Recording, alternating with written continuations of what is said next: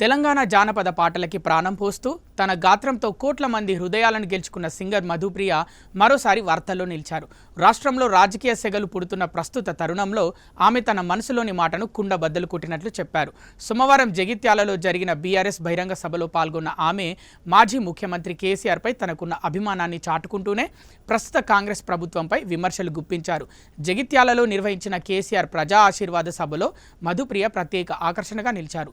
సభకు హాజరైన వేలాది మంది ప్రజల్ని తన ఉత్సాహభరితమైన పాటలతో ఉరుతలొగించారు. ముఖ్యంగా కేసీఆర్ నాయకత్వాన్ని కీర్తిస్తూ ఆమె పాడిన పాటలు సభలో కొత్త జోష్ని నింపాయి. మళ్ళీ బాపు రావాలి, మళ్ళీ కేసీఆర్ పాలన రావాలి అంటూ ఆమె చేసిన ఆకాంక్ష సోషల్ మీడియాలో వైరల్గా మారింది. ఈ సభలో పాల్గొనేందుకు జగిత్యాల వచ్చిన మధుప్రియ ఓ మీడియా ప్రతినిధితో మాట్లాడుతూ ఆసక్తికర వ్యాఖ్యలు చేశారు. ఎవరు ఒప్పుకున్నా ఒప్పుకోకపోయినా తెలంగాణ ప్రజలకు కేసీఆర్ అంటే ఒక ఎమోషన్. ఈ రాష్ట్ర సాధనలో ఆయన పోషించిన పాత్ర చరిత్ర నుంచి ఎవరు చెరిపివేయలేరు అని అన్నారు. తెలంగాణ ఉద్యమ కాలం నుండి కేసీఆర్తో తనకు విడదీయలేని బంధం ఉందని ఆమె గుర్తు చేసుకున్నారు. రేవంత్ రెడ్డి ప్రభుత్వం గురించి స్పందిస్తూ కాంగ్రెస్ అధికారంలోకి వచ్చిన తర్వాత రాష్ట్రంలో రైతు బాధలు, కూల్చివేతలు పెరిగిపోయాయి.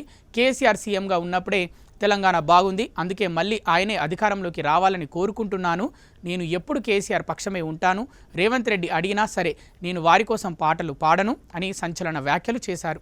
పెద్దపల్లి జిల్లా గోదావరిఖనికి చెందిన మధుప్రియ చిన్నతనంలోనే ఆడపిల్లనమ్మ నేను ఆడపిల్లను అనే జానపద గీతంతో తెలుగు రాష్ట్రాల్లో ఓవర్ నైట్ స్టార్ అయ్యారు. గద్దర్ వంటి మహోన్నత కళాకారులతో వేదికలు పంచుకున్న ఈమె 2011లో దగ్గరగా దూరంగా సినిమాలోని పెద్దపులి పాటతో సినీ రంగ ప్రవేశం చేశారు.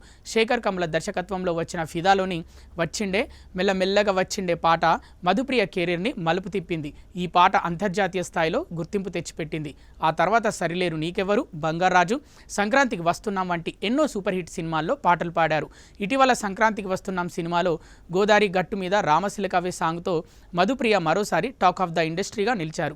బిగ్ బాస్ సీజన్ 1 కంటెస్టెంట్గా కూడా ఈమె ప్రేక్షకుల్ని అలరించారు. ఇటీవల కాళేశ్వర ముక్తీశ్వర ఆలయంలో పాట షూటింగ్ కాంట్రవర్సీపై కూడా ఆమె వార్తల్లో నిలిచారు. ఎప్పుడు తన గాత్రం ద్వారా వార్తల్లో నిలిచే మధుప్రియ ఈసారి రాజకీయ వ్యాఖ్యలతో హాట్ టాపిక్గా నిలిచారు. సాక్షి టీవీ ప్రసారాలను నిలిపివేయటం చట్టరీత్యా నేరం.